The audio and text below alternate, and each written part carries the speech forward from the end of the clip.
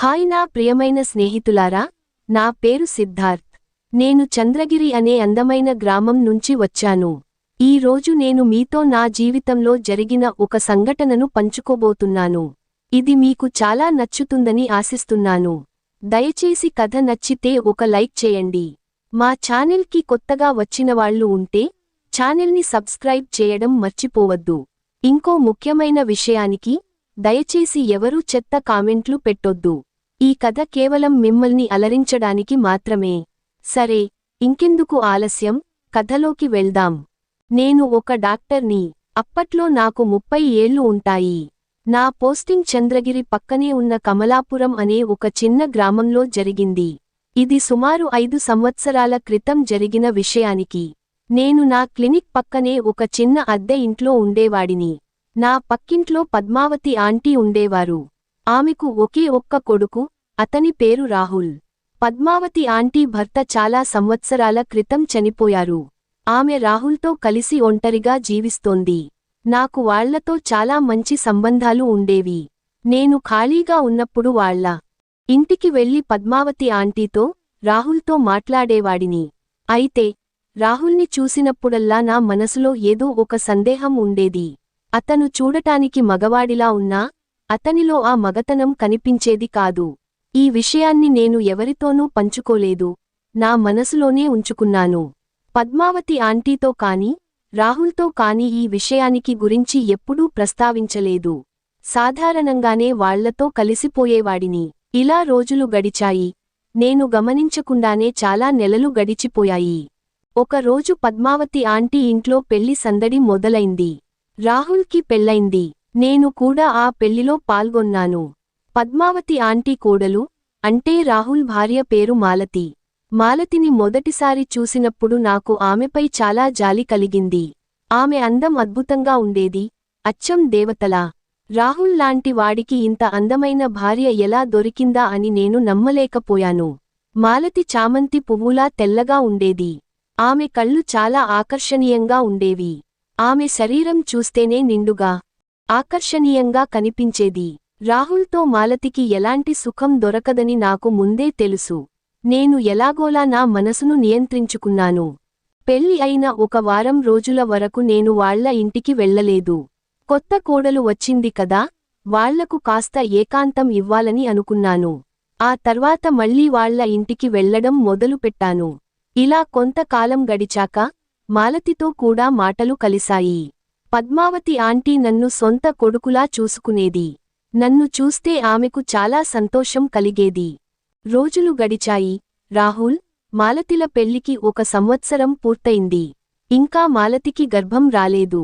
నాకు సుమారు 31 ఏళ్లు వచ్చే ఉంటాయి అప్పుడు. ఒక సాయంత్రం నేను డ్యూటీ నుంచి తిరిగి వస్తున్నప్పుడు పద్మావతి ఆంటీ నన్ను ఆపారు. సిద్ధార్థ్, నువ్వు మాకు ఇంటివాడివి కదా, నీతో కొంచెం ముఖ్యమైన విషయానికి మాట్లాడాలి అన్నారు. నేను ఆమెతో లోపలికి వెళ్లాను. ఆంటీ బెంగగా మాట్లాడుతూ, రాహుల్ పెళ్లై 13 నుండి 14 నెలలు అయింది. ఇంకా కోడలికి గర్భం రాలేదు. నాకు ఎన్నాళ్లు ఈ లోకంలో ఉంటానో తెలీదు. నా కళ్ళు మూసుకునేలోపు నా మనవడి మొహం చూడాలని ఉంది. ఆ తర్వాత దేవుడు నన్ను మరుసటి రోజే తీసుకెళ్లినా ఫర్వాలేదు అన్నారు. పద్మావతి ఆంటీ, అలా అనొద్దు. అంతా సరిదిద్దుకుంటుంది అని నేను ఆమెను ఓదార్చాను. ఆమె మళ్ళీ, నువ్వు డాక్టర్వి కదా, కోడలికి ఏదైనా చికిత్స చేయి అన్నారు. మాలతి చికిత్స గురించి వినగానే నా మనసులో రకరకాల ఆలోచనలు మొదలయ్యాయి. చింతించకండి ఆంటీ, త్వరలోనే మీ ఒడిలో మనవడు ఆడుకుంటాడు అని నేను ధైర్యం చెప్పాను. పద్మావతి ఆంటీ సంతోషించి నాకు ఆశీర్వాదం ఇచ్చారు. తర్వాత నేను అడిగాను, ఆంటీ, రాహుల్ని చెక్ చేయించారా?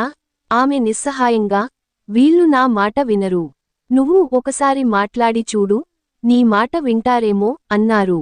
నేను, సరే, అంతా నాకు అప్పగించండి, నేను చూసుకుంటాను అన్నాను. ఆ రాత్రి మాలతి గురించి ఆలోచిస్తూ కలలు కన్నాను. ఆమె నిజంగా అద్భుతంగా కనిపించేది. రాహుల్కి లోపం ఉందని నాకు ముందే తెలుసు. మరుసటి రోజు ఉదయం సుమారు 10 గంటల ప్రాంతంలో నేను రాహుల్తో మాట్లాడాను. రాహుల్, నువ్వు ఒకసారి నా క్లినిక్కి రా అన్నాను. అతను వచ్చాడు. నీకు చెకప్ చేయాలి అన్నాను. రాహుల్ కూడా తన లోపం గురించి తెలుసని కొద్దిగా కంగారుగా డాక్టర్ సార్ ఏదైనా సలహా ఇవ్వండి అన్నాడు. ముందు నీ చెకప్ చేస్తాను, తర్వాత ఏం చేయాలో నిర్ణయిస్తాం. నువ్వు సరిగ్గా ఉంటే మాలతిని చెక్ చేయాలి అన్నాను. మరుసటి రోజు రాహుల్ని చెక్ చేశాను. అతనిలోనే లోపం ఉందని తేలింది. మాలతిలో ఎలాంటి సమస్య లేదు. కానీ నా మనసులో వేరే ప్రణాళిక ఉంది. నేను రాహుల్తో, నువ్వు సరిగ్గానే ఉన్నావు, సమస్య మాలతిలోనే ఉంది, ఆమె తల్లి కాలేదు అని అబద్ధం చెప్పాను. నా వృత్తి ధర్మం దీన్ని అనుమతించకపోయినా మాలతి పట్ల నాకు ఏదో ఆకర్షణ ఉంది. రాహుల్ మొహం వేలాడిపోయింది. డాక్టర్ సార్ ఏదైనా చేయండి, ఇలా అయితే మా వంశంలో దీపం వెలగదు అన్నాడు. నేను అతన్ని ఓదార్చి, స్త్రీల చికిత్స చాలా ఖర్చుతో కూడుకున్నది, దీర్ఘకాలం చికిత్స చేయాలి, అయినా ఫలితం గ్యారెంటీ ఉండదు, నా వంతు ప్రయత్నం చేస్తాను అన్నాను. రాహుల్ నిస్సహాయంగా, సరే, మీకు ఏది సరైనదో అది చేయండి అన్నాడు. పద్మావతి ఆంటీకి కూడా ఇదే చెప్పాను. ఆమె, నువ్వు ఏదైనా చేయగలవు అని నమ్మకం పెట్టారు. నేను మాలతిని క్లినిక్కి పంపమన్నాను. మరుసటి రోజు సాయంత్రం సుమారు 4 గంటల ప్రాంతంలో మాలతి నా క్లినిక్కి వచ్చింది. ఆమె ఆకాశనీలం రంగు చీర కట్టుకొని అద్భుతంగా కనిపించింది. నేను ఆమెను లోపలి క్యాబిన్కి తీసుకెళ్లాను. లేడౌన్ అవు అన్నాను. క్యాబిన్ని లోపల నుంచి లాక్ చేశాను. మాలతి, నీ అత్తగారు నిన్ను గొడ్రాలు అనుకుంటోంది అన్నాను. ఆమె బాధగా, అవును, నాకు తెలుసు. రోజూ తిట్లు తిని విసిగిపోయాను. దయచేసి ఏదైనా చేయండి అంది. నీ చెకప్ చేయాలి అన్నాను. ఆమె నిస్సహాయంగా, మీరు ఏం చేయాలన్నా చేయండి, కాని నేను ఈ తిట్లు ఇంకా భరించలేను అంది. నేను, సరే, అంతా నాకు అప్పగించు అన్నాను. ఆమెను పడుకోబెట్టి ఆమె చీర పైట తీసేశాను. ఆమె శరీరాన్ని తాకడం మొదలుపెట్టాను. 2 నిమిషాలు ఆమె ఏమీ అనలేదు. నేను చెకప్ చేస్తున్నానని అనుకుంది. కాని నేను ఆమె శరీరాన్ని పూర్తిగా పరిశీలిస్తున్నాను. మాలతి అచ్చం పాలరాతి బొమ్మలా ఉంది. తర్వాత ఆమె చీరను పెట్టీకోట్ నుంచి బయటకు తీశాను. ఆమె అందమైన నడుము స్పష్టంగా కనిపించింది. పెట్టీకోట్ తీసేయ్ అన్నాను. ఆమె వింతగా చూస్తూ, మీ ముందు ఎలా అంది. నేను డాక్టర్ని, నీకు సిగ్గెందుకు, ఇది చెకప్లో భాగమే అన్నాను.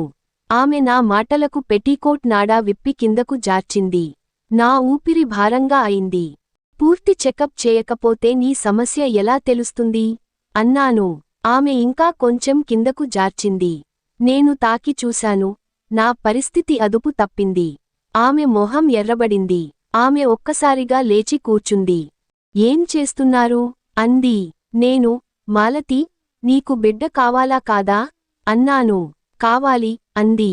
అయితే చెకప్ లేకుండా నీ సమస్య ఎలా తెలుస్తుంది, ఇంకా టార్చ్తో చూడాలి అన్నాను. నా మాటలకు ఆమె మళ్లీ పడుకుంది. టార్చ్తో చూస్తూ ఆమె ఉద్వేగంతో ఉందని గమనించాను. చాలా నిమిషాలు చూశాను. ఆమె ఊపిరి భారంగా అయింది. నాకు ఆగలేక టార్చ్ పక్కన పెట్టి చేతితో చెక్ చేయడం మొదలుపెట్టాను. ఆమె ఏదో అనబోతుండగా, ఇంకొంచెం చెకప్ ఉంది అన్నాను. ఆమె ఒక్కసారిగా ఉద్వేగంతో లేచి, డాక్టర్ సార్, నాకు బిడ్డ కావాలి, ఇంకా తిట్లు భరించలేను అంది. ఆమె లేచి నా కాళ్ల దగ్గర కూర్చుంది. 5 నిమిషాల తర్వాత ఆమెను మళ్లీ పడుకోమన్నాను. ఆమె కాస్త కలవరపడింది. కాని కొంతసేపటి తర్వాత ఆమెకు సుఖంగా అనిపించింది. ఆమె శాంతించింది. తర్వాత ఆమె చీర కట్టుకుంది. ఆ రోజు ఆమె నడవలేకపోయింది. ఈ విషయానికి ఇంట్లో ఎవరితో చెప్పొద్దు అన్నాను. రోజూ నీ భర్తతో ఉండు అని విటమిన్ గుళికలు, కొన్ని బలం ఇచ్చే మందులు ఇచ్చాను. ఆమె నా మాట అర్థం చేసుకుంది. ఆ రోజు నుంచి ఆమె రోజూ సాయంత్రం 4 గంటలకు నా క్లినిక్కి వచ్చేది. 2 నెలలు ఇదే కొనసాగింది. 2 నెలల తర్వాత మాలతి గర్భవతి అయింది. నేను పద్మావతి ఆంటీకి చెప్పగానే ఆవిడ సంతోషంతో నా నుదుటిని ముద్దాడారు. నిర్ణీత సమయంలో మాలతి ఒక అందమైన కొడుకును కన్నది. మొదటి బిడ్డ తర్వాత కూడా మాలతి నా దగ్గరకు వస్తూ ఉండేది. ఆమెకు మొత్తం 3 పిల్లలు, 2 అబ్బాయిలు, 1 అమ్మాయి. వాళ్లంతా నా క్లినిక్లోనే పుట్టారు. నా వయస్సు 35 ఏళ్లు ఉన్నప్పుడు నా పోస్టింగ్ విజయవాడకు మారింది. ఇప్పటికీ మాలతి నన్ను గుర్తు చేసుకుంటుంది. ఆమె తన కుటుంబంతో సంతోషంగా ఉంది.